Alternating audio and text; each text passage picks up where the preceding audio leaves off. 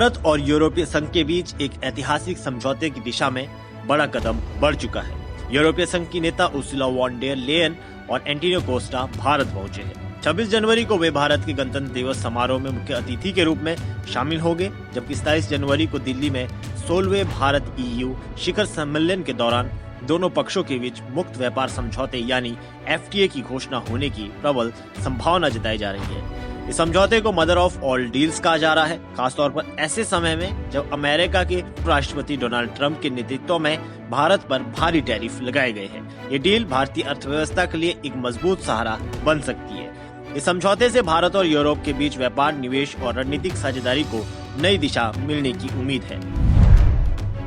EU नेताओं का दौरा 25 से 27 जनवरी तक चलेगा। 25 जनवरी को उनके दिल्ली पहुंचने के साथ ही औपचारिक बैठकों की शुरुआत हुई। 26 जनवरी को गणतंत्र दिवस परेड में उनकी मौजूदगी भारत EU रिश्तों की गहराई को दर्शाएगी।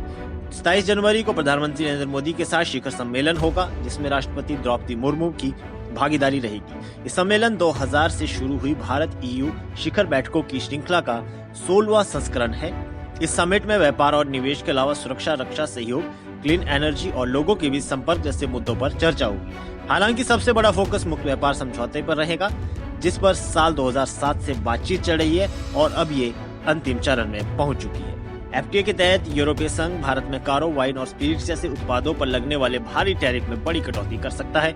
कुछ मामलों में यह कटौती 150% तक हो सकती है। वहीं भारत के लिए यह समझौता टेक्सटाइल, ज्वेलरी, फार्मा, IT और इंजीनियरिंग सेक्टर में निर्यात किए गए रास्ते खोलेगा। अनुमान है कि इन क्षेत्रों में भारत का निर्यात करीब 20% तक बढ़ सकता है। इस समझौते से कुल आर्थिक लाभ 100 बिलियन यूरो से अधिक होने का अनुमान है, जो दुनिया की लगभग 25% आबादी को कवर करता है। भारत ने इस डील में कृषि क्षेत्र को शामिल नहीं किया है, ताकि भारतीय किसानों के हितों की रक्षा की जा सके। ये भारत की एक अहम शर्त रही है। 27 जनवरी को FTA की घोषणा की संभावना है। इसे यूरोपीय संघ का अब तक का सबसे बड़ा व्यापार समझौता माना जा रहा है। ये डील भारत को चीन और रूस पर निर्भरता कम करने में मदद करेगी, जबकि EU को इंडो पैसिफिक क्षेत्र में मजबूत सप्लाई चेन का भरोसेमंद साझेदार मिलेगा। इस समझौते का सीधा संबंध अमेरिकी टैरिफ से भी जुड़ता है।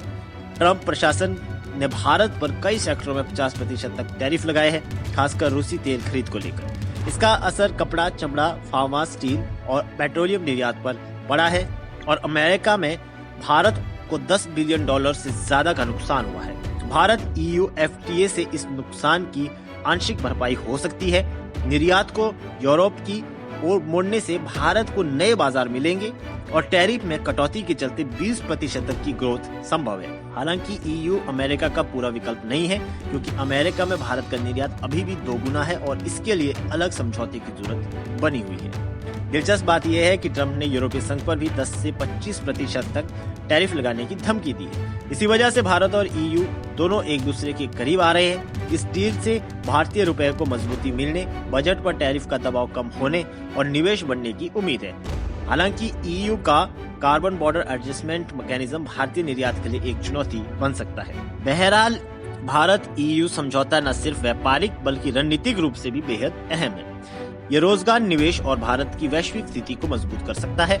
अब सभी की नजर 27 जनवरी पर टिकी हुई है, जब ये तय होगा कि ये ऐतिहासिक समझौता किस रूप में सामने आता है। फिलहाल के इस खबर में इतना ही। देश और दुनिया की बड़ी खबरों के लिए देखते रहिए पंजाब केसरी TV।